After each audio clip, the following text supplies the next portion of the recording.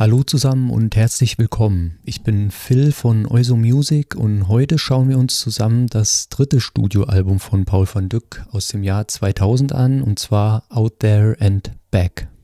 Ja, das dritte Album von Paul van Dyk war das erste Album, das auf seinem eigenen Label veröffentlicht wurde, auf Vendit Records, was im gleichen Jahr gegründet wurde. Genretechnisch weiß man in etwa auch, was man hier erwarten kann, also das heißt Trance. Im Gegensatz zum Vorgänger gab es hier aber etwas härtere Trance-Beats, lag einfach auch dann ein Stück weit an der Entwicklung im Genre. Ja, es hat sich natürlich dann noch weiterentwickelt im Verlauf der Jahre. Stilistisch gab es allerdings hier noch einen Hauch mehr Abwechslung gegenüber dem Vorgänger. Auch was die Stimmen angeht, hatte man hier noch einen Hauch mehr an Abwechslung zu bieten. Kommen wir gleich natürlich noch zu. Das Album wurde teilweise auch durch den Science-Fiction-Film Contact aus dem Jahr 1997 inspiriert.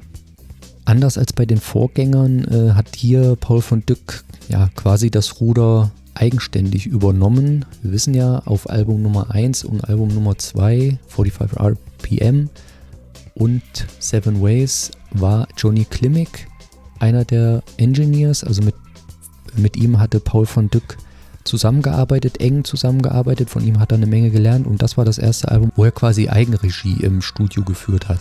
Wir gehen das Album jetzt wie immer Schritt für Schritt durch, Track by Track, und fangen natürlich bei Track Nummer 1 an, logischerweise. Und zwar ist das Vega. Es ist ein ganz hervorragender Opener direkt. Es hat eine Mischung aus melancholischem Downtempo und präzisen Breaks, beziehungsweise Breakbeats.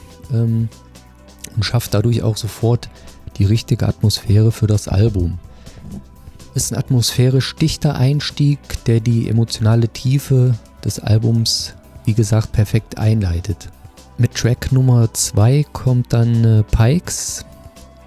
Ist ein Trance-Song, der aber fast ein bisschen wie so ein Hybrid ist. Also ich weiß jetzt nicht genau, ob man das als House bezeichnen kann, aber es hat schon leicht hausige Anteile, würde ich behaupten. Klanglich überzeugt es mich, aber es avanciert jetzt nicht zu einem richtigen Kracher. Melodisch bleibt es für meinen Geschmack auch etwas zu eindimensional und selbst der atmosphärische Flächenabschnitt kann das Stück nicht weit genug tragen. Ja, also es ist solide produziert, aber im Vergleich zum Rest dann doch eher etwas blass. Mit Another Way kommen wir dann zu dem Track, der auch eine Single war. Ist eine erstklassige Trance-Hymne, die ordentlich reinknallt und durch ihre melancholische Grundstimmung besticht. Ja, die Melodie ist angenehm funktional und tragend, ohne sich in unnötiger Virtuosität zu verlieren. Es beinhaltet auch im Verlauf dann eine Rückung. Eine Rückung, was ist das? Das ist eine plötzliche, unvorbereitete Verschiebung der Tonart in einem Musikstück. Wird immer mal wieder gern benutzt, um nochmal so ein bisschen Schwung reinzubringen. Ist insgesamt ein absolutes Highlight vom Album, einer der besten Tracks vom Album, definitiv. Ja, und noch ein anderer Weg wäre es jetzt natürlich, euch dazu auch noch eine ganz, ganz schmackhafte Hörprobe zu zeigen. Hier ist sie.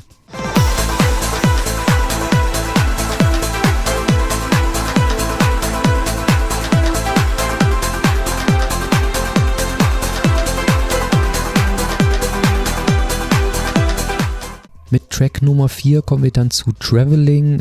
Ist ein unaufhaltsam treibender Trance-Track mit einigen raueren, Acid-artigen Sounds. Ist ein druckvolles Stück, das relativ perfekt den Drive und auch die etwas härteren Beats, wie ich das eingangs erwähnt habe, verkörpert.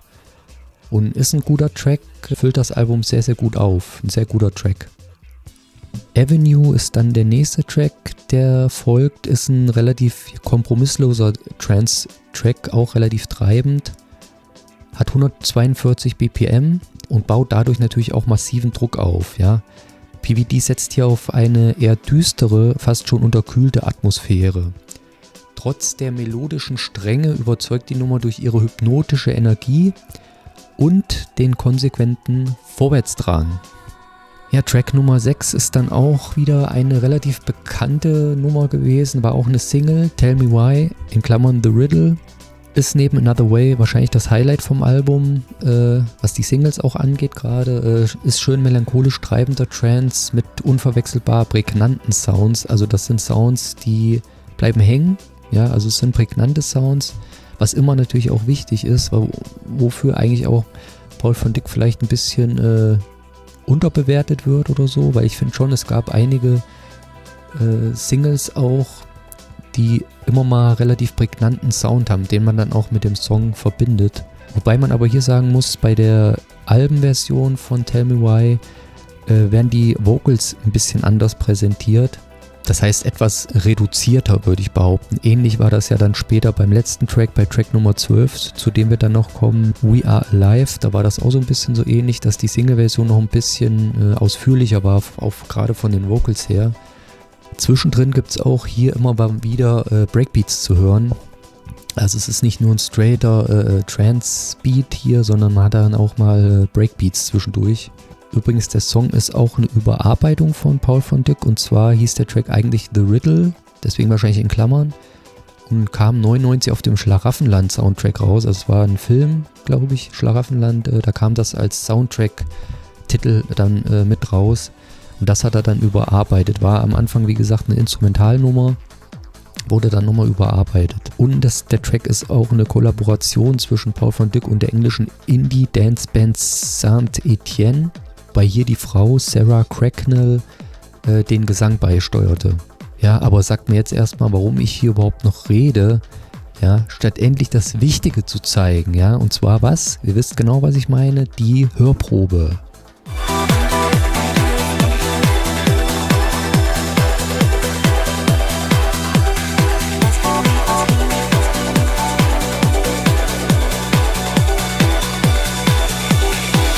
Ja, Track Nummer 7 ist dann Together We Will Conquer. Ein absolut wundervolles Downtempo bzw. Breaks-Stück. Das ist jetzt wieder so ein bisschen die Sache. Ich persönlich denke immer bei den Tracks an Downtempo. Es wird auch eigentlich so bezeichnet, auch bei Discogs und so weiter. Aber genauer gesagt ist ja Downtempo eigentlich nur bis zu einem gewissen Tempobereich. Deswegen ist das eigentlich dann auch teilweise eher ein Breaks bzw. Atmospheric Breaks. Also sobald Breakbeats in dem Stück enthalten sind, so wie hier, wäre das dann eigentlich eher ein Breaks-Stück. Das nur mal so als Randinfo. Die Beats in dem Stück hier ändern sich dann aber im Verlauf, werden dann zum typischen Trance-Beat. Was ganz toll ist, hier auch die Vocals von Natascha van Dyk, die zu dem Zeitpunkt da auch schon die Frau von Paul van Dyk war. Also die beiden hatten geheiratet. Und ihre Vocals passen hier hervorragend zu, weil die sehr himmlisch wirken. Also passt wahnsinnig gut zu dem Downtempo bzw. Breaks-Stück. Verleihen dem Ganzen eigentlich auch eine sehr persönliche und fast schon intime Note. Ist ganz, ganz sicher eines der absoluten Top-Highlights auf dem Album. Könnte man sogar vielleicht als Geheimtipp ansehen, wenn man jetzt von den Singles absieht. Es war keine Single übrigens. Aber ja, bevor wir jetzt hier die ganz, ganz großen Pläne schmieden, würde ich sagen, fangen wir erstmal ein bisschen kleiner an. Together We Will Conquer, und zwar erstmal jetzt mit dieser Hörprobe.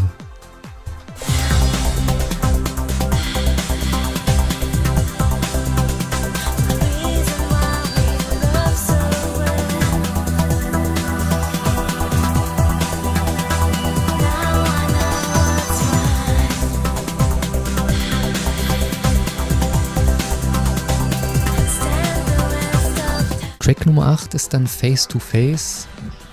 Ist erneut ein sehr guter Trance-Track auf dem Album, besticht durch dichte und teilweise mit Sidechain versehenen Flächen. Also wir haben dann immer mal Abschnitte, wo, es klingt für mich zumindest nach Sidechain, die haben dann Sidechain die Flächen und dann aber wiederum nicht. Also mal haben sie Sidechain, mal haben sie keinen Sidechain. Darüber hinaus haben wir hier subtil eingeflochtene TP303-Sequenzen, also zumindest Acid-Sequenzen, geben der Nummer einen relativ angenehmen Acid-Touch, ohne aber den melodischen Fluss zu stören. Neben den großen Singles ist das auch zweifellos einer der stärksten Momente vom Album. Track Nummer 9 ist dann The Love From Above, hat abermals sehr dichte Flächen, sind sehr atmosphärisch und ist auch wieder einer der starken Momente vom Album. Da muss man aber zu sagen, der ganz tolle Flächensound, der in dem Song heraussticht, ist abgesampelt. Also den hat der Paul abgesampelt von einem anderen Track, und zwar von einem Track, der kam 1995 raus. Heißt Fini Tribe Love Above.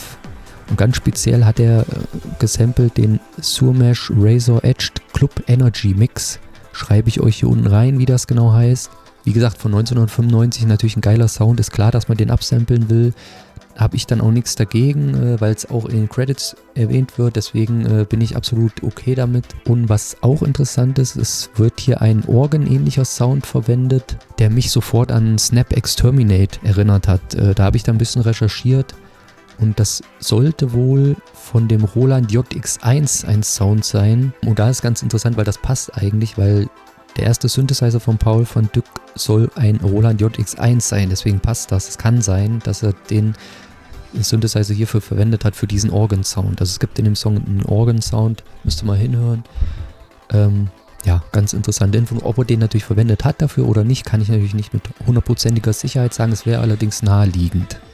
Ebenfalls zu hören sind hier wieder einige Acid-Sounds. Wahrscheinlich auch wieder in Fragezeichen TB303, eventuell, weiß ich nicht. Ob das im Besitz von Paul van Dyk war damals, das weiß ich nicht. Insgesamt kann man aber auch hier wieder sagen, das ist ein ganz toller Trance-Track. Füllt auch wieder das Album sehr gut auf. Also wirklich absolut top. Track Nummer 10 ist dann Columbia. Ist eine solide, treibende Trance-Nummer, auch wieder mit Acid-Klängen. Wen wundert es mittlerweile? Also wir merken schon, wir haben hier sehr, sehr viele Acid-Klänge, die hier mit auf dem Album vertreten sind. Hat diesmal auch so eine, ich nenne das jetzt mal Fake-Live-Crowd. Es sind wahrscheinlich Samples natürlich und gehört insgesamt auch auf dem starken Album hier dann für mich persönlich aber doch eher fast schon zur zweiten Garde. Ja. Track Nummer 11 wäre dann der Titelsong Out There and Back. Bündelt quasi nochmal alle genretypischen Trance-Elemente, für die Paul van Dyk bekannt ist. Ist ein handwerklich einwandfreier Track mit schöner Dynamik, setzt allerdings jetzt keine neuen Akzente, überzeugt aber durch eine konsequente Linie. Ja? Also kein Track, der das Album jetzt irgendwie runterzieht oder sowas. Würde ich jetzt nicht unbedingt als absolutes Highlight bezeichnen, aber ist auch ein guter Track. Ja, und der letzte Track von dem Album, ich bewerte natürlich hier nur die Standard 12 Track-CD, also nicht das Enhanced-Album, gibt es ja auch noch, dann mit ein paar mehr Tracks und so weiter. Ja, der letzte Track ist dann We Are Alive. Der Track wurde ebenfalls gesampelt, so wie ich das verstehe. Und zwar ist das Original von Jennifer Brown, heißt auch einfach nur Alive und kam raus 1998 und war ja ein Rock-Pop-Song. Gefällt mir persönlich jetzt in einigen Single-Mixen besser, weil das, was ich vorhin schon erwähnt hatte, bei Tell Me Why, dass man hier noch ein bisschen eingeschränktere Vocal-Ausschnitte hat, also als jetzt bei der Radio-Mix-Version. Oder auch bei dem Bandit Vocal Mix, den gibt es ja dann auch noch. Die werden hier dann eher nur so fast schon akzentuiert eingesetzt, die Vocals. Als Sample-Fetzen kann man vielleicht sagen, ja, das wurde dann auf der Single noch ein bisschen erweitert alles. Wenn, dann bin ich eher ein Fan von den Single-Versionen. Ist aber natürlich trotzdem auch ein guter Track. Ja, jetzt kommen wir zum Fazit. Out There and Back ist ein qualitativ konstantes Album, ja, ohne gravierendere Ausfälle. Das ist schon mal bemerkenswert, weil wir hatten eigentlich davor immer mal so 1 oder 2 Tracks, die schon Ausfälle waren. In dem Fall hier haben wir vielleicht 2 Tracks, die ich etwas schwächer einschätze, wo ich aber nicht sagen würde, dass das wirkliche Ausfälle sind. Es bündelt so ein bisschen auch die Euphorie der Jahrtausendwende. Die Mischung aus technischer Härte und emotionaler Tiefe ist hier in dem Album perfekt ausbalanciert. Kommen wir nun zur Wertung. Alles in allem höre ich Out There and Back bei starken 8,4 von 10 Punkten. Und damit erreicht natürlich das Album Platz Nummer 1 bis dato in der Ranking-Liste von Paul van Dyk. Sogar, ich will nicht sagen mit Abstand, aber das ist nochmal eine Steigerung zum Vorgängeralbum gewesen, zu Seven Ways, was auch schon gut war, aber das ist nochmal besser, meiner Meinung nach. Aber wie jetzt die Wertung genau zustande kommt, wie ich das genau berechnet habe, wie ich die einzelnen Tracks bewerte, seht ihr hier unten wie immer in der Videobeschreibung. Deswegen einfach mal gucken in der Videobeschreibung, da steht alles mit drin. Aber ja, das war natürlich wie immer nur meine Sicht auf das Album Out There and Back. Ich bin natürlich auch interessiert dran, wie ihr das Album findet. Ja, Wie seht ihr die einzelnen Tracks? Was würdet ihr für eine Wertung geben? Schreibt es einfach mal alles unten in die Kommentare. Ich bin ja immer interessiert an sowas, an Meinungen, auch wenn man nicht 100% übereinstimmen sollte, kein Problem. Und ansonsten war es das mal wieder für heute. Ich bin Phil von Euso Music. Vielen Dank fürs Zusehen und dann bis zum nächsten Mal. Macht's gut, ciao.